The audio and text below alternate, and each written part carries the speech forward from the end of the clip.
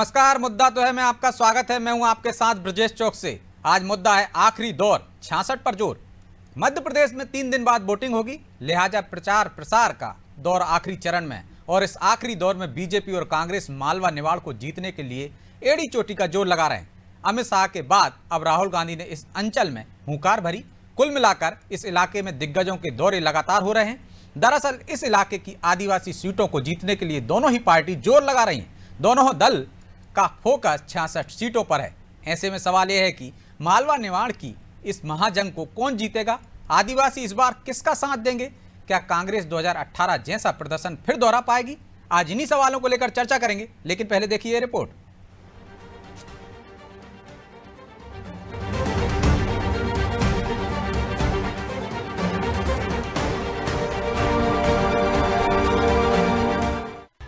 प्रचार प्रसार का आखिरी दौर, मालवा निमाड़ पर लगा रही जोर। 66 सीटों पर जंग हुई तेज, कौन जीतेगा तेज की रेस। एमपी में प्रचार प्रसार का आखिरी दौर चल रहा है, लिहाजा बीजेपी और कांग्रेस मालवा निमाड़ पर पूरा जोर लगाए हुए है। शनिवार को बीजेपी के चाणक्य अमित शाह ने मनावर धार समेत 4 विधानसभाओं में प्रचार प्रसार किया, तो दिवाली के अगले दिन सोमवार को राहुल गांधी ने नीमच में हुंकार भरी, तो मोदी ने भी बड़वानी पर फोकस किया। जाहिर है कि प्रदेश की सबसे ज्यादा आदिवासी सीटें मालवा और निमाड़ में हैं, जिन्हें कांग्रेस अपना परंपरागत वोट बैंक मानती है। पिछले विधानसभा चुनाव में कांग्रेस ने बीजेपी से ज्यादा आदिवासी सीटें जीती थी, लिहाजा कांग्रेस और बीजेपी कोशिश कर रही है कि इस अंचल में जोर लगाकर अच्छा प्रदर्शन किया जाए। राहुल गांधी ने भी अपने दौरे के दौरान बीजेपी पर जमकर निशाना साधा और आदिवासियों को लुभाते नजर आए। हम आपको आदिवासी कहते हैं, बीजेपी के लोग आपको वनवासी कहते हैं। आदिवासी शब्द का मतलब वो लोग जो इस जमीन के पहले मालिक थे। वनवासी का मतलब वो लोग जो जंगल में रहते हैं। हम आपको आदिवासी कहते हैं। हम कहते हैं कि जल, जंगल और जमीन के पहले मालिक आप लोग हो, और बीजेपी आपको वनवासी कहती है। बीजेपी के साथ ही कांग्रेस इस अंचल को जीतने के लिए पूरा जोर लगाए हुए है।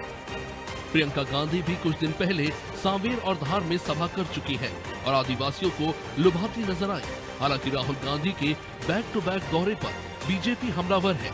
सीएम शिवराज सिंह ने सवाल किया है कि वे बताएं कि उनकी पार्टी का सालों तक मध्य प्रदेश में शासन रहा, मध्य प्रदेश में किस ओबीसी को मुख्यमंत्री बनाया गया। वैसे भी जब वो आते हैं तो इधर उधर की बात करते हैं। वो ये बताएं बरसों तक उनकी पार्टी का शासन रहा मध्य प्रदेश में, कितने ओबीसी प्रधानमंत्री बने और मध्य प्रदेश में किस ओबीसी को मुख्यमंत्री बने। हर बार की तरह इस बार भी मध्य प्रदेश की सत्ता का फैसला मालवा निमाड़ से ही होना है। यही वजह है कि यहाँ 66 सीटों पर बीजेपी और कांग्रेस की नजर है। दोनों पार्टियां यहाँ चुनावी बाजी को अपने पक्ष में करने के लिए कोई कसर नहीं छोड़ रही, खासकर बीजेपी, क्योंकि 2018 के चुनाव के दौरान बीजेपी को इस क्षेत्र में कांग्रेस के हाथों बड़ा नुकसान झेलना पड़ा था। लेकिन इस बार बीजेपी समीकरण बदलना चाहेगी। वही कांग्रेस की कोशिश होगी कि उसकी परफॉर्मेंस 2018 से बेहतर हो। हालांकि अब किसकी रणनीति का असर ज्यादा दिखेगा, ये 3 दिसंबर को साफ हो जाएगा। ब्यूरो रिपोर्ट, अनादि टीवी।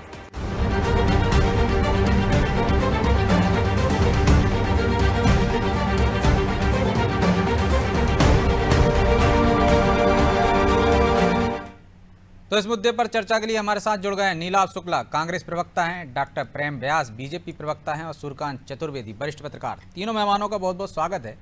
व्यास जी, शुरुआत आपसे ही करते हैं। राहुल गांधी कह रहे हैं कि हम आदिवासियों को जल, जंगल, जमीन का मालिक बताते हैं और आप लोग वनवासी। एक के बाद एक तीर छोड़ रहे हैं आपकी तरह, ओबीसी को लेकर और फिर आदिवासियों को लेकर।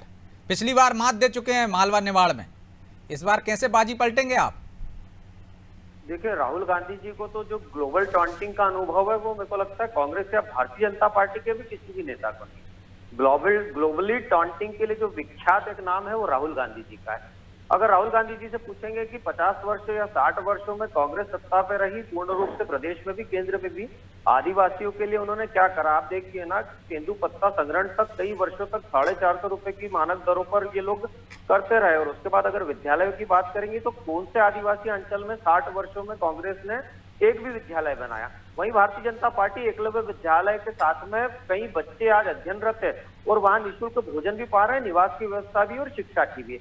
आदिवासी अगर गौरव दिवस की बात करेंगे तो वो भी भारतीय जनता पार्टी ने बनाया, टंटिया मामा चौराहे के नाम से, रानी लक्ष्मीपति स्टेशन के नाम से, उसके बाद में टंटिया मामा चौराहे के नाम से, बिरसा मुंडा दिवस के रूप में। तो भारतीय जनता पार्टी ने जो कार्य धरातल पर उतर कर करे हैं, राशन आपके द्वार जब चलाया था कोरोना काल में तो सभी आदिवासियों के लिए चलाया था।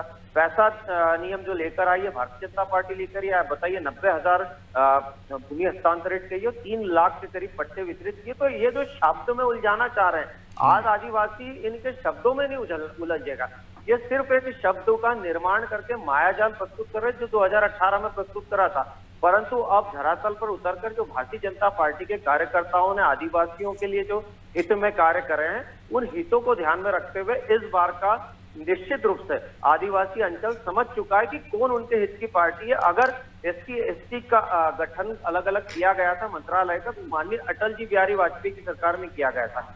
उसके पहले 98 के पूर्व में ये 50 सालों तक सत्ता में रहे थे, इन्होंने कभी आदिवासियों की सूद ना ले। और जब अब सूद भारतीय जनता पार्टी ने लेना प्रारंभ करी तो ये वहां पर दौरे करना प्रारंभ कर लिए, झूठ को प्रेषित करने का कार्य प्रारंभ कर दिया।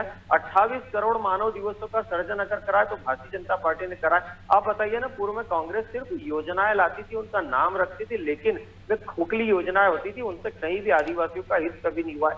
आज आदिवासी मुख्य धारा में है और आदिवासी भारतीय जनता पार्टी के साथ।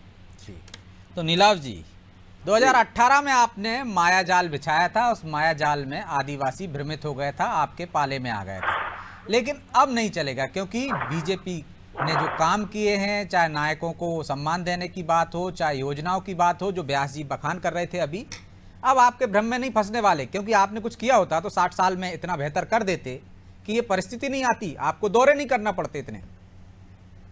2018 में आदिवासियों ने आईना दिखाया, इसलिए दिखाया था कि उन्होंने 18 साल में आदिवासी उत्थान के लिए कुछ भी काम नहीं किए। जब इन्हें आईना दिखाया गया तो उन्होंने आदिवासियों के नाम से तत्काल इवेंट बनाना शुरू कर दिए। मामा जी को टंटिया मामा याद आ गए, बिरसा मुंडा याद आ गए, उनके नाम से बसों में भर भर के आदिवासियों को भोपाल ले जाया गया, भारी भरकर इवेंट बनाया गया, आदिवासी गौरव दिवस मनाया गया।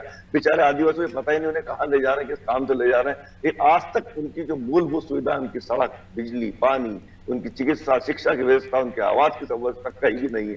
18 साल से आदिवासी ठगाया, उसका उन्होंने मुंह तोड़ जवाब 2018 में दिया था। लेकिन इनके अंदर की जो क्या होता है कि आदमी को किसी वर्ग को लेकर एक अंदर से कुंठा होती, तो आदिवासियों को लेकर इनके अंदर एक अजीब सा भावना है। तो ये उच्च वर्गों की पार्टी है, आदिवासी दलित को क्या समझे, इन्होंने इवेंट तो जरूर बना आदिवासियों के नाम से, उन्हें भ्रमित करने का प्रयास किया, लेकिन इनके पार्टी के लोगों ने फिर गुड़ गोबर कर दिया। क्या आदिवासियों पर मूत्र विसर्जन कर दिया, आदिवासियों को चप्पलों से मारा गया, आदिवासियों को गाड़ी से बांध कर घुमाया गया, आदिवासियों महिलाओं पर बलात्कार इनके शासनकाल में हो रहे हैं। भारतीय जनता पार्टी के नेता वीडियो बनाकर अपनी इस प्रवृत्तियों को वायरल कर रहे हैं। कुल मिला के आदिवासी वर्ग को जितना प्रताड़ित भारतीय जनता पार्टी के शासनकाल में होना पड़ा है, जितना अपमानित भारतीय जनता पार्टी के शासनकाल में होना पड़ा है, उतना आजादी से आज तक कभी भी नहीं हुआ। ये उनके नाम से इवेंट बना रहा। आदिवासी बोला जरूर है, लेकिन इनकी हर चाल को, इनकी हर कुटिलता को बहुत अच्छे समझता है।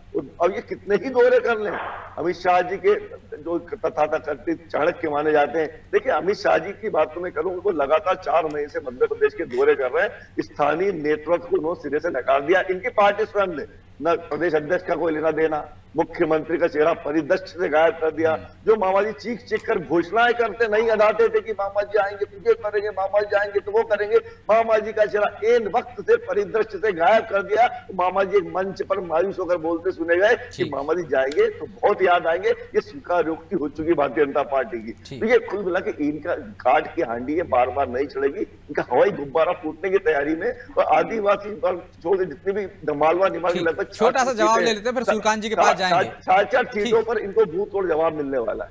व्यास जी, 60 साल में जो नहीं हुआ आदिवासियों के साथ, वो आपके 18 साल में हो गया। उन्होंने कहा मूत्र विसर्जन हो रहा है अब तो उनके पास, गाड़ियों से घसीटा जा रहा है, पीटा जा रहा है, और अब आप इवेंट कर रहे हैं। ये इवेंट के खिलाफ भी आदिवासी अगर मुख्य धारा में आते हैं, किसी इवेंट का माध्यम बनते हैं, तो भी कांग्रेस को पीड़ा होती है। तो ये तो कांग्रेस की पीड़ा आदिवासी भी समझ रहा है। और दूसरा, ये जो अत्याचार की बात कर रहे हैं आप, 1998 के पहले के उठा के अखबार देखिए, भरे पड़े रहते थे आदिवासी अत्याचारों में, और आज वही प्रदेश जीरो टॉलरेंस की नीति पे काम कर रहा है। आपके नेता आदिवासियों को चप्पल से मार रहे हैं और फोन के वीडियो कॉल्स पर गाली बक रहे हैं जो सर्वविदित है, और वहीं भारतीय जनता पार्टी उनको अपने अधिकारों का प्रेषण करा रही है। आप देखिए, मानव दिवसों का सर्जन अगर लेके आए तो हम लाए, आप पैसा नियम पैसा नियम पैसा नियम वैसा नियम लेकर नहीं आए। आपने कहा कि हम मानव दिवसों का सर्जन करेंगे, नहीं कर पाए। आपने कहा हम विद्यालय बनाएंगे, आप तो 50 वर्षों में नहीं बना कह रहे हैं कि आईना दिखाया आपको, तो आप तब आपको टंटा मामा भी याद आने लगे। देखिए, ये तो कांग्रेस की रणनीति है। कांग्रेस को जब अपना आईना दिखा रहा तो उस आईने के माध्यम से अक्ष किसी और को प्रदर्शित कर रहे हैं। आप देखिए ना, पूरे आदिवासी निमाड़ अंचलों में कांग्रेस को पूर्ण रूप से नकार दिया गया। आप देखेंगे केंद्र के जब चुनाव हुए तो 28 सीटें भारतीय जनता पार्टी जीत कर आई थी। उस समय भी ये कांग्रेस, उस समय भारतीय आदिवासी भी समझ चुके थे कि जो गलती हमने एक बार की दूसरी बार लौट रहा हूं ब्यास जी दूसरे दौर में। सूर्यकांत जी, आदिवासियों ने दोनों ही प्रमुख दलों को, चाहे कांग्रेस हो या बीजेपी को, आईना दिखा दिया। 2003 की बात करें हम या उसके बाद की, और 2018 की बात करें तो बीजेपी को भी आईना दिखा दिया। इस बार दिग्गज नेता आदिवासी सीट पर, आदिवासी क्षेत्रों में माहौल बनाने की कोशिश कर रहे हैं, अपने पाले में लाने की कोशिश कर रहे हैं। आदिवासी किसके साथ जाएगा इस बार, और दिग्गजों के दौरे क्या रंग लाएंगे?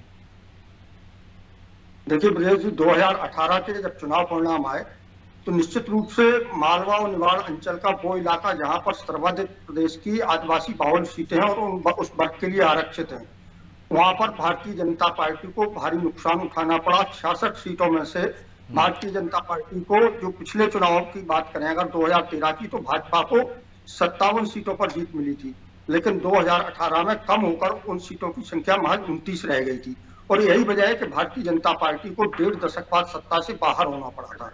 और उसके बाद जब भारतीय जनता पार्टी की सत्ता में वापसी हुई तो भारतीय जनता पार्टी के रणनीतिकारों ने, संगठन ने, सबने मिलकर फोकस करना कहां शुरू किया, मालवा निवाड़ के अंचल पर। क्योंकि मध्य प्रदेश में जो सर्वाधिक 66 सीटें अगर किसी अंचल से आती हैं तो उसी अंचल से आती हैं। और यही वजह है कि भारतीय जनता पार्टी जो इसके पहले के कार्यकाल में आदिवासी वर्ग के लिए ना योजनाएं ला पाई थी, ना अन्य चीजें कर पाई थी, उन सारी चीजों पर इस बार फोकस किया गया। और उसके तत्काल बाद आपने देखा होगा कि कांग्रेस के बड़े नेता राहुल गांधी की जो यात्रा निकली, भारत जोड़ो यात्रा, वो भी इसी अंचल से होकर निकली।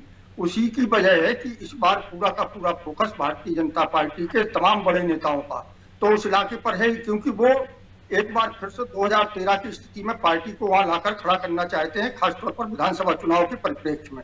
और कांग्रेस के सामने जो सबसे बड़ी चुनौती बनी हुई है कि वो 2018 के चुनाव परिणाम इस अंचल में दोहराना चाहती है।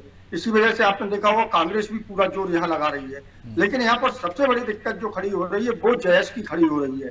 जयेश ने, भले जयेश के जो एक बड़े नेता है, कांग्रेस के टिकट पर पिछली बार चुनाव लड़े थे और उसका फायदा मिला था कांग्रेस को, इस बार भी वो कांग्रेस के टिकट पर चुनाव लड़ रहे हैं। लेकिन जयेश इस समय दो फाड़ हो चुकी है और जयेश के कुछ प्रत्याशी जो निर्दलीय होकर चुनाव लड़ रहे हैं उन्हें जयेश ने अपना समर्थन दिया हुआ है। पूरा का पूरा मालवा निवाड़ अंचल का जो चुनाव परिणाम है आदिवासी 52 सीटों का, वहां का परिणाम निर्भर करता है कि जो निर्दलीय चुनाव लड़ रहे हैं खासतौर पर जयेश के समर्थन से, वो कितने वोट अपने वर्ग के पाते हैं, उसके हिसाब से जीत हार का पैमाना खड़ा होगा। दूसरा, यही वो अंचल है ब्रजेश जी, आपको याद होगा कि अगर भारतीय जनता पार्टी और कांग्रेस की बात कर लें तो दोनों दलों में सर्वाधिक विद्रोह की स्थिति कहां बनी है, इसी अंचल में बनी है। अगर भाजपा की बात कर लें तो बुरहानपुर में हर्षवर्धन चौहान बागी होकर चुनाव लड़ रहे हैं, धार में राजीव यादव लड़ रहे हैं, जोबट में माधो सिंह ठाकुर लड़ रहे हैं, जावद में पूर्णमल अहीर लड़ रहे हैं, झाबुआ में धन सिंह बरिया लड़ रहे हैं, अलीराजपुर में सुरेंद्र सिंह लड़ रहे हैं। और अगर कांग्रेस की बात कर ले तो कांग्रेस के महू में अंतर सिंह दरबार भी बागी हो चुके हैं, धार में कुलदीप सिंह बुंदेला है, मल्हारगंज में श्यामलाल। मतलब आपका मानना है कि एक तो जयेश संकट बन गई है कांग्रेस के लिए, जिसने पिछली बार उसका समर्थन किया था, सत्ता तक पहुंचा दिया था, और बीजेपी के लिए उसके बागी भी संकट पैदा कर रहे हैं।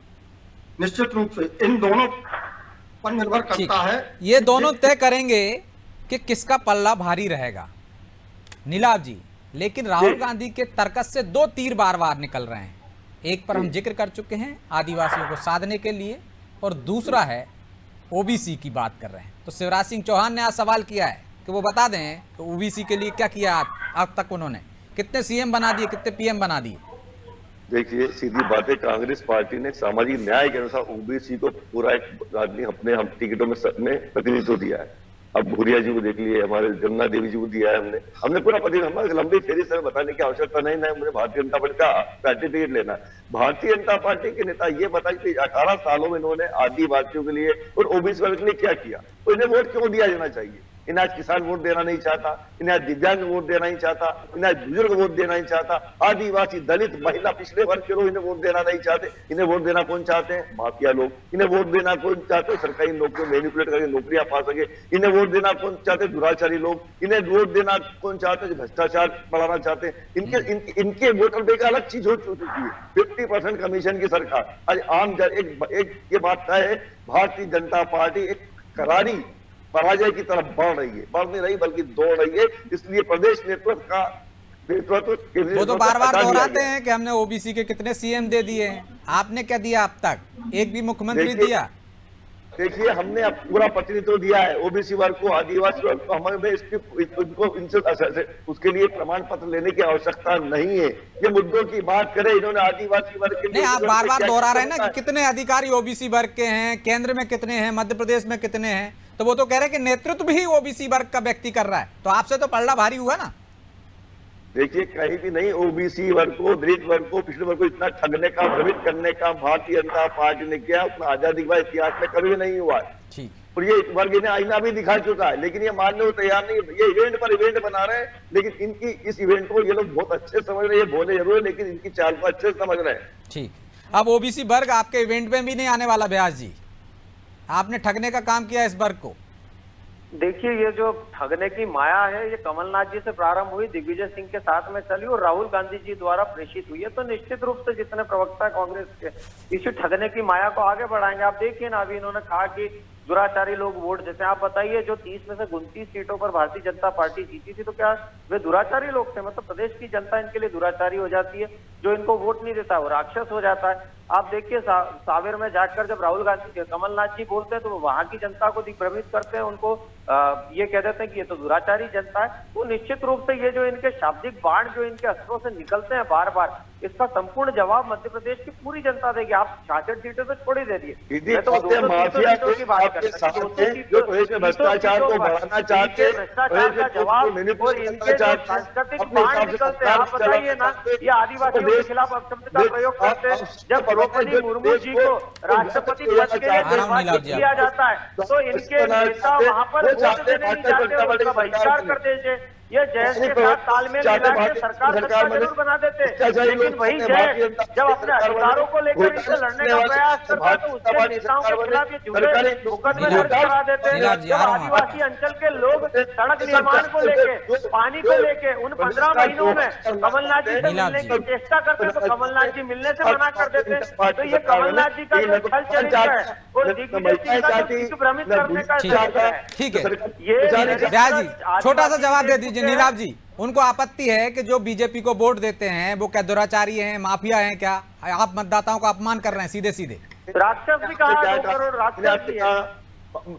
ये कोई लोग चाहते हैं भारतीय जनता पार्टी सरकार बने, जो चाहते हैं इनका माफिया राज चले। इन्होंने हमारी सरकार जो चाहते हैं प्रदेश में भ्रष्टाचार पनपे। आपके चुनाव के पश्चात चुनाव मतदान हुआ, वहां पर भी 15 सीटें भारतीय जनता पार्टी जीत गई। आप तो ये कह रहे हैं कि जनता ही दुराचारी है, तो ये आपको जो दुराचारी जनता है ये राममय होकर दिखाएंगी, और जो राम जी के चरित्रों पर भी आपने आपत्ति ले ली। चलिए, माफी चाहता हूं, समय की बाध्यता है इसलिए चर्चा को यहीं विराम देना होगा। आप तीनों मेहमानों का बहुत बहुत धन्यवाद।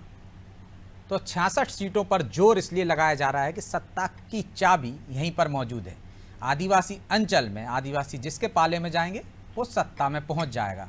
2003 में यही आदिवासी बीजेपी के पाले में गए तो बीजेपी लगातार सत्ता में रही। 2018 में खिसक कर कांग्रेस के पाले में गए, भले ही जैस के समर्थन से गए तो कांग्रेस सत्ता तक पहुंच गई, भले ही वो 15 माह सत्ता में रही। अब आदिवासी सीटों पर दोनों ही दलों के दिग्गज प्रियंका गांधी, राहुल गांधी, अमित शाह, नरेंद्र मोदी, शिवराज सिंह चौहान मैदान में हैं और आदिवासियों को अपने अपने पाले में लाने की कोशिश कर रहे हैं। लेकिन आदिवासी जागरूक है, समझदार है, वो ये देखेगा कि किसने उसके लिए बेहतर किया और कौन उसके वोट का सिर्फ इस्तेमाल करता रहा, और वो किसको अपना भविष्य अपना उसके हाथ में देना चाहते हैं, ये दिसंबर में जब परिणाम आएंगे तब पता चल जाएगा।